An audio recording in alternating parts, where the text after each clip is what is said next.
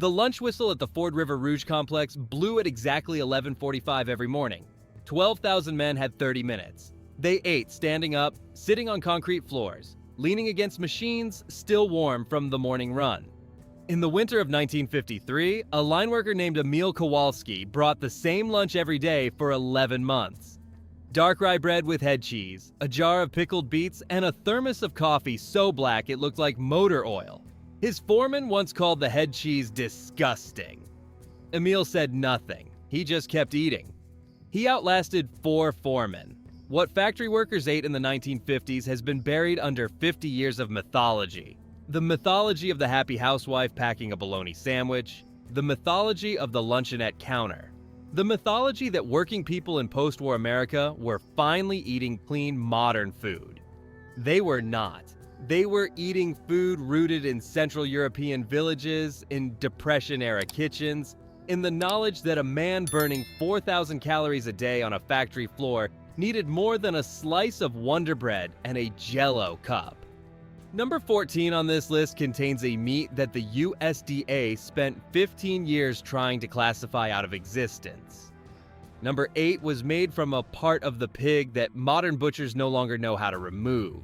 And number 1, the thing that sustained more factory workers through more 50-hour weeks than any other food in post-war America, has almost entirely vanished from American kitchens. Almost. The food didn't disappear because it was bad. It disappeared because someone decided progress meant forgetting. Number 20. Dark rye bread. The Polish and Ukrainian neighborhoods of Detroit, Cleveland, and Pittsburgh ran on dark rye bread in a way that white bread simply never could. Not the pale, soft rye that sits on supermarket shelves today. This was dense, nearly black bread made with whole rye berries, often fermented in sourdough starters that families had maintained for decades.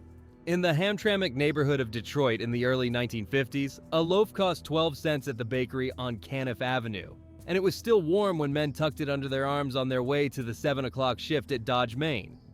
The sourness was not incidental.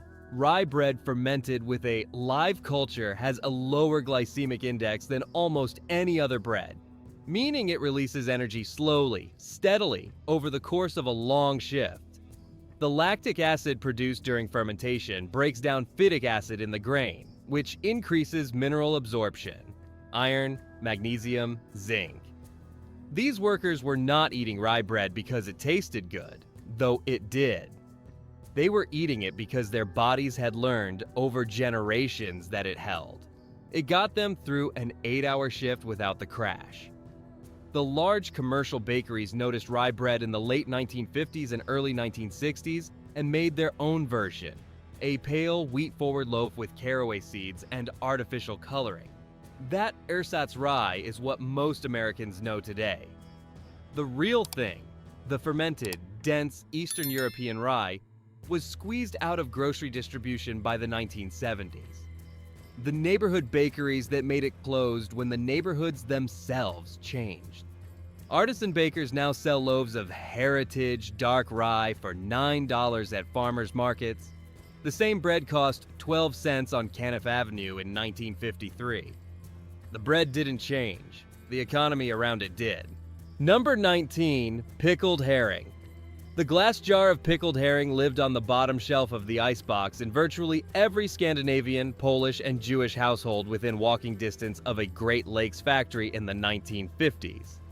It was not a delicacy, it was infrastructure. A jar cost 40 cents and lasted a week, providing protein and fat in a form that required no cooking, no refrigeration once opened. Just a fork and a slice of rye bread. The herring was typically brined in salt, then finished in a cream sauce or a wine vinegar with onion and bay leaf. The preparation varied by family. A Swedish steelworker in Gary, Indiana ate his from the jar standing at the sink before a 5 a.m. shift. A Polish press operator in Milwaukee packed 4 slices of pickled herring in wax paper every night because his mother had told him it kept a man sharp, and he had no reason to doubt her. She was right in ways neither of them knew. Herring is one of the densest sources of omega-3 fatty acids available, as well as vitamin D, a nutrient almost universally deficient in men who work indoor shifts. especially in northern cities where winter sun is scarce from November through March. The salt cure preserved the fish through a process of osmotic dehydration that modern food science has since codified entirely. These women were doing it intuitively in 1947. Number 18. Fatback and beans. Walk through the doors of any plant cafeteria in Birmingham, Alabama, or Memphis, Tennessee in 1955, and the lunch counter would have a pot of beans simmered with fatback on every other day, without exception. The beans were dried navy beans or pintos, soaked overnight, cooked with a 2-inch piece of salt-cured fatback, the thick white fat from the back of the pig, and nothing else except water, maybe an onion, and salt. The dish cost 11 cents with cornbread. A man could get 2 helpings for a quarter. Fatback was not bacon. It was not a seasoning in the modern sense. It was a caloric engine, rendered slowly into the beans over 4 or 5 hours, releasing saturated fat into the liquid, which thickened the broth and coated the starch of the beans in a way that slowed digestion and provided hours of sustained energy. A bowl of fatback and beans at noon meant a man didn't hit the wall at 3 in the afternoon. It meant he made it to the end of the shift without shaking. The USDA's dietary guidelines of 1956 did not think much of saturated fat. The low-fat movement of the following decade drove lard, fatback, and other rendered animal fats out of institutional kitchens and home cooking simultaneously. The cafeteria beans became vegetarian. They also became thin, flavorless, and nutritionally different in ways nobody bothered to measure at the time. The fat had carried fat-soluble vitamins, A, D, E, K, that the broth no longer contained after the fatback was gone. Nose-to-tail restaurants in Nashville and Atlanta now serve heirloom beans, slow-cooked with house-cured pork fat for $18 a bowl. They call it Southern tradition. It is. They rediscovered it 30 years after driving it out of every cafeteria in the South. Number 17. Headcheese. Not a cheese. Never a cheese. The name comes from the method. The head of a pig, sometimes a calf, slow simmered until the meat and connective tissue slip free, then packed into a mold where the gelatin from the bones and cartilage sets everything firm. What you end up with is a cold-cut terrine, sliceable, dense with pork cheek, tongue, and ear, trembling with aspic, seasoned with garlic and vinegar and black pepper. Emil Kowalski, who we met at the top of this video, ate it every single day. So did thousands of men like him. The technique was practiced in virtually every Eastern European country. Poland called it salsison, the Czechs called it solk, the Germans called it sulca. And every immigrant community that brought it to the industrial cities of the Midwest understood it as a zero-waste preservation method. The head was the cheapest part of the animal. You bought it for almost nothing. You spent a Sunday making it, and you ate cold cuts for the whole week. The FDA's expanded definitions of meat product labeling requirements in the early 1960s complicated the commercial production of head cheese significantly. Small processors who had sold it from butcher counters couldn't meet the new documentation requirements. The butcher shops themselves were closing. The supermarket chains that replaced them didn't carry it. By 1975, you could still find head cheese in certain ethnic neighborhoods, but the generation that knew how to make it at home was aging out. Today it appears on charcuterie boards at restaurant prices that would have made a meal laugh. French bistros call it fromage d'été and charge $32 for a starter portion. The gelatin in properly made head cheese is, it turns out, extraordinarily rich in collagen, a substance the wellness industry now sells in powder form at $40 a jar. The pigs' heads were doing it for free in 1953. Number 16. Chicken feet soup. In the African-American neighborhoods feeding workers into the steel mills of Pittsburgh and Gary, and in the Chinese-American communities supplying labor to the canneries and rail yards of California, chicken feet were not a garnish or a novelty. They were a weekly event. A pound of chicken feet cost almost nothing, 8 cents in Chicago's South Side markets in 1952. Simmered for 3 to 4 hours with ginger, scallion, star anise, and whatever vegetables were available, they produced a broth of extraordinary depth and body, a liquid so thick with gelatin it sat solid in the refrigerator overnight. The feet themselves, stripped of their yellow skin, which lifted off after a quick blanch. Contained essentially no meat, but that was not the point. The point was the broth. A thermos of that broth taken to work in February meant warmth and salt and something that sat in the stomach like a meal, even when it wasn't. Shift workers who started at 6 in the morning in unheated sections of steel plants in winter understood the value of a hot, dense liquid in a way that is hard to explain to someone who has never worked a February shift in a mill. There is a pattern worth naming here. In the industrial cities of the 1950s, Detroit, Pittsburgh, Chicago, Birmingham, Gary, the workforce was stratified not just by race and wage, but by food knowledge. The immigrant communities from Eastern and Southern Europe, the African American families who had migrated north from the Deep South, the Asian American workers concentrated in the West. These groups brought with them culinary traditions rooted in poverty and necessity that were nutritionally vastly more sophisticated than anything the post-war food industry was selling. They ate the whole animal. They fermented. They made long, slow broths from parts that cost almost nothing. They preserved meat with salt and acid. They got dense nutrition out of cheap ingredients by applying techniques that had been refined over centuries. The food science of the 1970s and 1980s would eventually confirm almost everything these grandmothers already knew. But by then, the grandmothers were gone, the neighborhoods had scattered, and the food had followed. Number 15. Pork neck bones, 8 cents a pound at the butcher on East 55th Street in Cleveland in 1954. That was the price of pork neck bones, and it was the price because the bones were mostly bone. The meat was minimal, adhered in small pockets around the vertebrae, gelatinous, and sweet. You didn't buy neck bones for the meat. You bought them for what happened when you put them in water with an onion and a bay leaf and let them go for 4 hours. The broth that came off neck bones was something different from chicken stock or beef stock. It had a porkiness that wasn't sharp or fatty, a mineral quality from the marrow, a richness from the collagen around the joint. Black families in Cleveland and Cincinnati used it as the base for collard greens, for black-eyed peas, for rice. Polish families in the same cities used it for kapuzniak, a sauerkraut soup. The same bones, nearly the same technique, different seasonings, same result. A broth that stretched a week of cooking from an 8-cent pound of bones.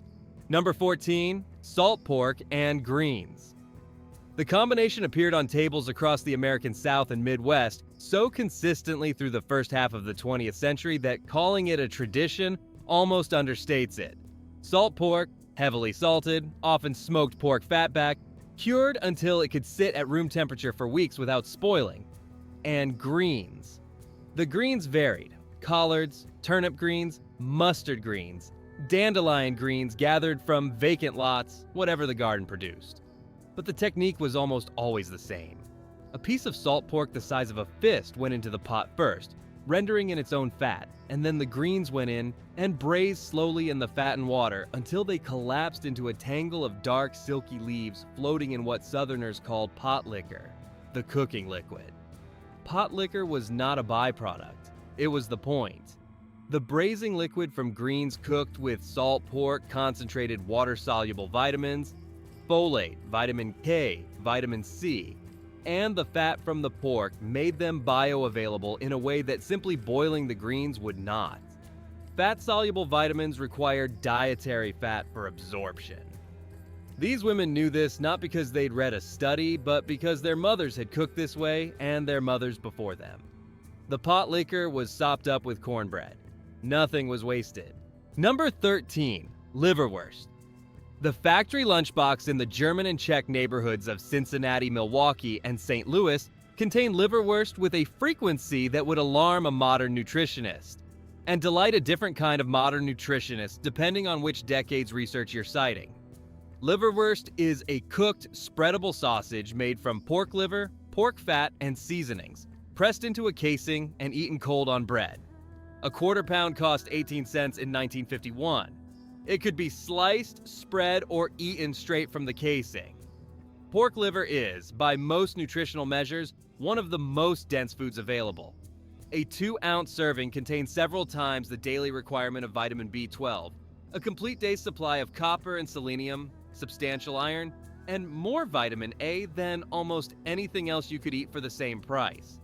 A man doing heavy physical labor all day, lifting, bending, feeding metal into machines that operated at temperatures that kept the surrounding area permanently warm. Burned through B vitamins at a rate that modern office workers never experience.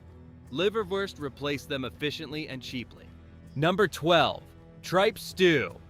The Italian workers who came to the textile mills of Paterson, New Jersey and the foundries of Youngstown, Ohio, in the late 19th and early 20th centuries brought their food with them.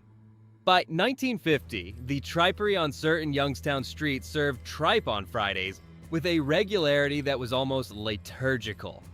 Tripe, the stomach lining of cattle, specifically the honeycomb of the second stomach, was cheap, available, and required technique. The technique was the thing. Raw tripe smells exactly as you'd expect an animal stomach to smell, and an inexperienced cook will produce something that confirms every prejudice against it. But tripe blanched 3 times, then braised for 2 to 3 hours in a sauce of tomato, onion, white wine, and fresh herbs becomes something else entirely. Yielding, almost silky, with a flavor that is beefy but not aggressive. A texture unlike anything else in cooking. The collagen in the stomach lining dissolves into the sauce and thickens it without cornstarch, without cream.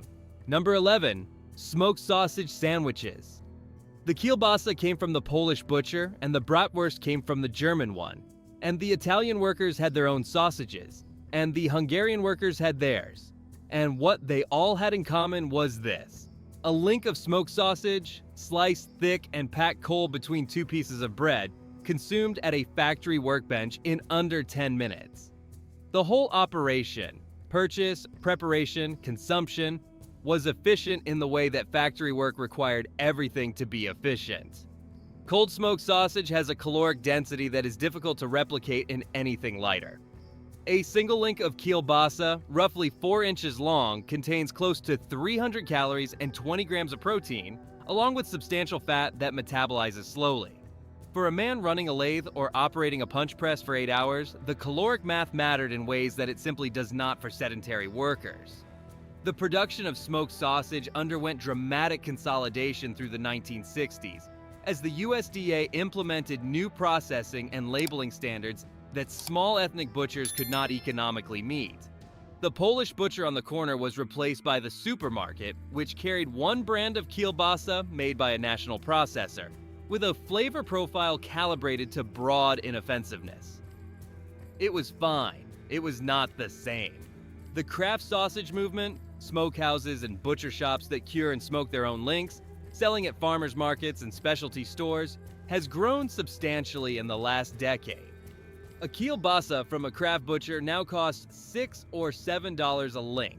The Polish butcher on Milwaukee Avenue in Chicago sold them for 35 cents in 1955. The sausage is better now than the industrial version. It is not, in most cases, better than what the neighborhood butcher made. By the early 1960s, a systematic campaign was underway, not organized, not conspiratorial, but consistent, to separate American workers from the food traditions they had carried from their countries of origin. The USDA and FDA, in the name of modernization and safety, created regulatory frameworks that small ethnic processors could not survive. The supermarket chains, expanding rapidly into neighborhoods that had been served by specialized butchers and grocers, carried none of the secondary cuts, preserved meats, or specialty items that those neighborhoods required. The food processing industry, scaling for national distribution, needed flavors that would offend nobody, which meant flavors that excited nobody. And the advertising industry sold the housewife on the convenience of the new food system with a relentlessness that made the old food seem backward. The factory worker of 1950 ate with specificity, a particular sausage from a particular butcher, a particular bread from a particular bakery, a particular pickled vegetable from a particular jar.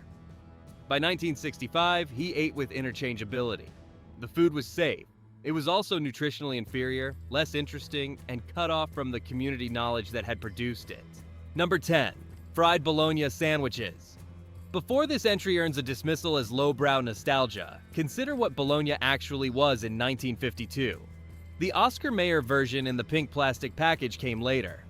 What the working-class neighborhoods of Chicago and Detroit called bologna in the early 1950s was a finely ground pork and beef sausage, a descendant of the Italian mortadella, made by local processors who used quality trim meat, spiced it properly with coriander and allspice and garlic, and stuffed it into large casings.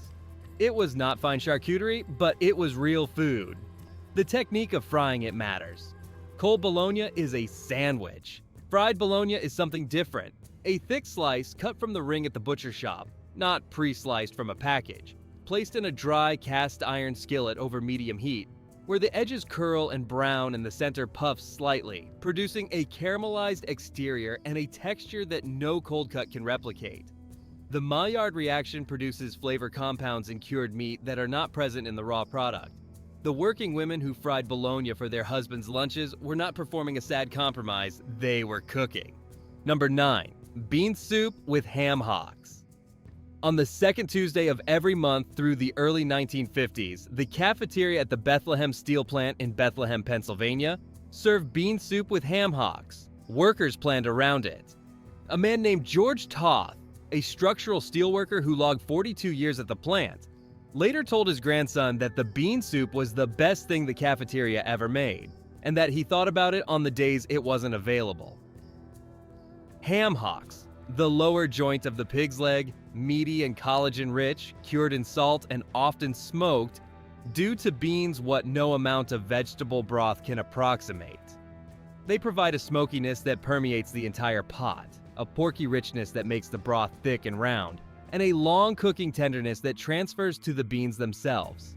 A pot of navy beans with ham hocks started at 7 in the morning, is finished by noon, and carries a depth of flavor that takes 5 or 6 hours of work and costs, in raw ingredients, very little. Number 8. Pork rinds, not the bag from the gas station. The fresh fried pork rind, chicharron in the Mexican and Puerto Rican communities, skvarki in Czech and Slovak households, ciccioli in Italian neighborhoods, was a weekly production event. The skin was scraped from the fat and rendered slowly. Then the cracklings were salted and eaten hot, within minutes of coming out of the fat. They were sold at carnicherias and from kitchen windows in industrial neighborhoods across the Midwest and Southwest for 5 cents a paper bag. The transformation of fresh pork skin in hot fat is one of the more remarkable things that happens in any kitchen. The skin, rendered of its subcutaneous fat, contains primarily collagen. In fat hot enough, 375 degrees, the moisture inside the collagen flashes to steam and the whole skin puffs and blisters into something crisp, airy, with a deep pork richness concentrated by the heat. Fresh, they are extraordinary. The texture is completely unlike the shelf-stable version, which has been processed, pre-cooked, and packaged in a way that preserves crispness through desiccation rather than immediate consumption. Number 7. Kielbasa and sauerkraut. The combination appeared on so many factory lunchboxes in the Polish neighborhoods of Chicago's Northwest Side, Avondale, Portage Park, Jefferson Park, that it amounted to a uniform. A thick slice of kielbasa, room temperature or warmed on the factory radiator, with sauerkraut from a jar. The sauerkraut was almost always homemade at the start of the decade, made in October from the last of the season's cabbage, packed in crocks with salt, and left in the basement to ferment through the winter. Fermented sauerkraut, not the pasteurized, shelf-stable version, but the live culture product made in a crock, is a probiotic food of considerable potency. A tablespoon contains hundreds of millions of lactobacillus bacteria, the same class of organism that modern probiotic supplements are built on. The women in Avondale who made sauerkraut in October were not making a health food. They were preserving cabbage for the winter. The health effects were incidental to the tradition and real and not understood until decades later. Number 6. Chicken and dumplings. The cafeteria workers who cooked for the shifts at General Motors Fisher Body Plant No. 1 in Flint, Michigan, were mostly black women who had migrated from Alabama and Georgia through the 1940s. They cooked industrial volume, hundreds of portions per service. But the food they made was not industrial food. It was the food they knew, scaled up. Chicken and dumplings as made in a southern kitchen of the early 1950s is different from the soup that now bears the name.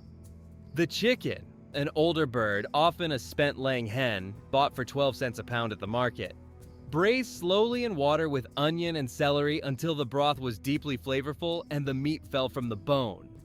The dumplings were dropped in near the end, a simple dough of flour, lard, and milk, loaded into a pot that was not stirred and not opened for 20 minutes, while the dumplings steamed in the broth and became something that was neither bread nor pasta, but somewhere in between. Dense, yielding, saturated with the broth that surrounded them. The spent-laying hen is gone from most markets. It was cheap because it was old, and its age, which made it tough for quick cooking, also made it ideal for long braising. The connective tissue breaking down over hours into a broth with body and depth that a young broiler chicken cannot produce. When chicken production consolidated in the 1960s and the broiler became the standard, the spent hen largely disappeared from retail. You cannot make real chicken and dumplings with a broiler. You can make something, but it is not the same.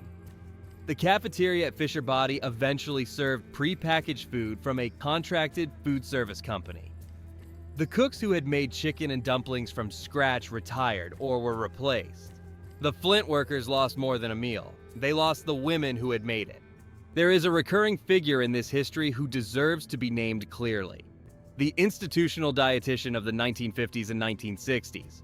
Armed with the most current nutritional science of the era, which was, it turns out, significantly wrong on fat, sodium, and whole animal nutrition, these professionals reformed factory cafeterias, school cafeterias, and hospital kitchens in the name of health. The long braised broths were replaced with lower sodium options. The organ meats were removed from menus in favor of lean proteins. The fermented vegetables gave way to fresh. The lard was replaced with hydrogenated vegetable shortening.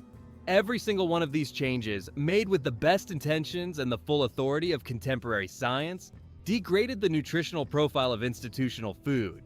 The trans fats in the hydrogenated shortening were, it would later emerge, considerably worse than the lard. The sodium reduction in processed foods was offset by sugar. The organ meats that were removed were, calorie for calorie, the most nutrient-dense proteins available.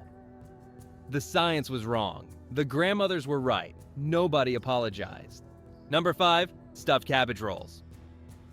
Every Eastern European tradition has a version of this dish, and in the factory towns of the Midwest in the 1950s, they were all present simultaneously. Polish gołąbki, Czech holubki, Hungarian tiltut kapusta, Romanian sarmale.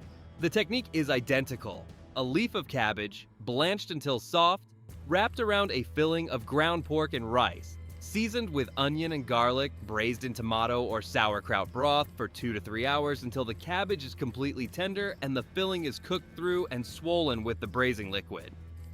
Cabbage rolls were a Sunday meal in most households, but they were also the Monday through Friday lunch, eaten cold from a container that had spent the night in the refrigerator. Cold gołąbki, the fat slightly congealed in the tomato sauce, the cabbage darkened from refrigeration, are, in the opinion of many people who grew up eating them, better than hot. The flavors meld overnight, the texture firms. The dish required a whole cabbage, a pound of ground pork, and a cup of rice. Ingredients that cost under 40 cents in total in 1953. The labor was Sunday labor, an afternoon in the kitchen while the children played. It produced 12 to 15 rolls, enough for 3 or 4 lunches for 2 adults. The caloric and protein efficiency was extraordinary. Number 4, pinto beans and cornbread. No meal appears more consistently in the accounts of factory workers in the American South and the Appalachian communities that supplied labor to the steel and coal industries from the 1930s through the 1960s. Pinto beans and cornbread was not a side dish. It was dinner. It was also, many nights, breakfast, and when there was cornbread left over, lunch. The beans were dried, soaked overnight, and cooked all day on a wood or gas stove with whatever seasoning was available. A ham bone, a piece of fatback, sometimes just salt and black pepper, and a bay leaf. The cornbread was made in a cast iron skillet. Cornmeal, buttermilk, an egg, a spoonful of lard, a pinch of salt into a hot skillet in the oven for 25 minutes. The texture of properly made southern cornbread, crisp on the outside where the lard hit the hot iron, tender and slightly crumbly inside, not sweet, never sweet, is completely specific to cast iron and buttermilk and lard, and cannot be replicated with a box mix and a muffin tin. The combination of beans and cornmeal constitutes a complete protein. The amino acids missing from beans are present in corn and vice versa. This was understood as nutrition science in the 1970s. It had been understood as cooking in Appalachian Kentucky for 200 years before that. Number 3. Coffee can bread.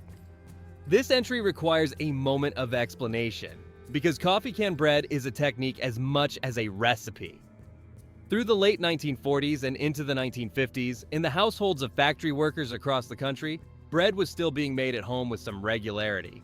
But the time constraints of shift work meant that the long, structured process of traditional bread baking was often impossible. Coffee can bread was the solution. A simple yeast dough, flour, water, salt, a tablespoon of sugar, a packet of yeast, was mixed quickly in the evening, then placed in a greased coffee can, the 1-pound size was standard, covered with the plastic lid, and left on the kitchen counter overnight or through a morning shift. By the time the baker returned, the dough had risen to the top of the can. The lid was removed, and the can went directly into the oven. The result was a tall cylindrical loaf with a crust formed by the can sides and a soft, open crumb. Not sourdough, not artisan bread, but real bread made with a few cents worth of ingredients without a full day of tending. Number 2, lard sandwiches. The reaction to this entry will tell you more about the distance between 2020's food culture and 1950s working class reality than any lecture could. A lard sandwich was bread, the dark rye from number 20 usually, or the coffee can bread from number 3. Spread with rendered lard, salted, sometimes with a slice of raw onion. That is the whole sandwich. It was eaten by hundreds of thousands of factory workers, miners, and manual laborers in the industrial decades of the 20th century, and it was eaten without apology because it was cheap, calorie-dense, and good. Rendered pork lard, not the hydrogenated, shelf-stable commercial lard introduced in the mid-20th century, but the lard rendered from leaf fat at home in a heavy pot, has a clean pork flavor, a silky texture, and a smoke point of nearly 400 degrees. It is approximately 50% monounsaturated fat, the same class of fat found in olive oil, with the remainder split between saturated and a small amount of polyunsaturated. The trans fat content of home-rendered lard is essentially zero. The trans fat content of the Crisco that replaced it, before the formula was changed in the early 2000s, was substantial. Number 1. The family soup. It did not have a single name. In Polish households it was barszcz or żurek or kapustniak. In Italian households it was minestrone or ribollita. In southern black households it was pot liquor soup or whatever the week's bones had produced. In Slovak households it was fazulowa polievka. In Chinese American households it was juk, congee, stretched thin with extra water and enriched with whatever scraps the week had produced. It was different in every kitchen, and it was the same dish everywhere. The family soup was made at the end of the week from what remained. The ham bone that had flavored 2 pots of beans went into the soup. The chicken carcass from Sunday went in. The wilting cabbage, the carrot tops, the heel of bread, the cold coffee, not all of these, but some of them, depending on the week. Whatever fat hadn't been used went in to enrich the broth. Dried beans or barley stretched it. It simmered for hours on a back burner while the family did other things. By Sunday evening, it was finished, portioned into jars or pots, ready for the week ahead. The family soup was the closing argument of the working class kitchen, the proof that nothing was wasted, that every carcass, every bone, every wilting vegetable had further value if you applied patience and heat. It was nutrition extracted from what the food system had already dismissed as unusable. It was a weekly practice of resourcefulness so thorough that it embarrasses the modern concept of zero-waste cooking, which is a lifestyle choice rather than a necessity, practiced by people with enough money to have been wasteful in the first place. This soup did not die because someone outlawed it. It died because the children of factory workers went to college, moved to suburbs, bought the same groceries at the same supermarkets as everyone else, and stopped keeping a pot on the back of the stove on Sundays.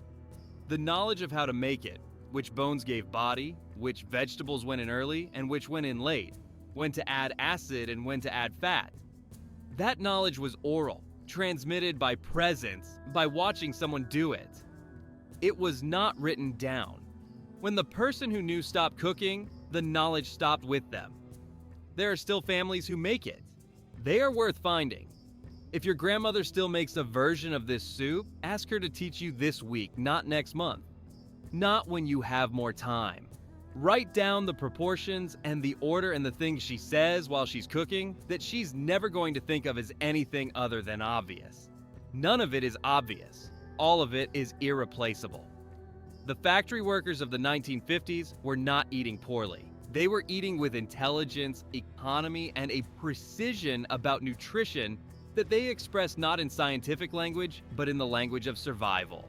The food they made from cheap cuts and fermented vegetables and rendered fat and long-simmered bones was doing more for the human body than anything the food industry introduced to replace it. We called it progress when we lost it. That was not the right word. Number 2. Lard sandwiches. The reaction to this entry will tell you more about the distance between 2020's food culture and 1950s working-class reality than any lecture could. A lard sandwich was bread. The dark rye from number 20 usually, or the coffee can bread from number 3. Spread with rendered lard, salted, sometimes with a slice of raw onion. That is the whole sandwich. It was eaten by hundreds of thousands of factory workers, miners, and manual laborers in the industrial decades of the 20th century, and it was eaten without apology because it was cheap, calorie-dense, and good. Rendered pork lard, not the hydrogenated, shelf-stable commercial lard introduced in the mid-20th century, but the lard rendered from leaf fat at home in a heavy pot, has a clean pork flavor, a silky texture, and a smoke point of nearly 400 degrees. It is approximately 50% monounsaturated fat, the same class of fat found in olive oil, with the remainder split between saturated and a small amount of polyunsaturated. The trans fat content of home-rendered lard is essentially zero. The trans fat content of the Crisco that replaced it before the formula was changed in the early 2000s was substantial. Tell us in the comments, does your family still make any of these dishes?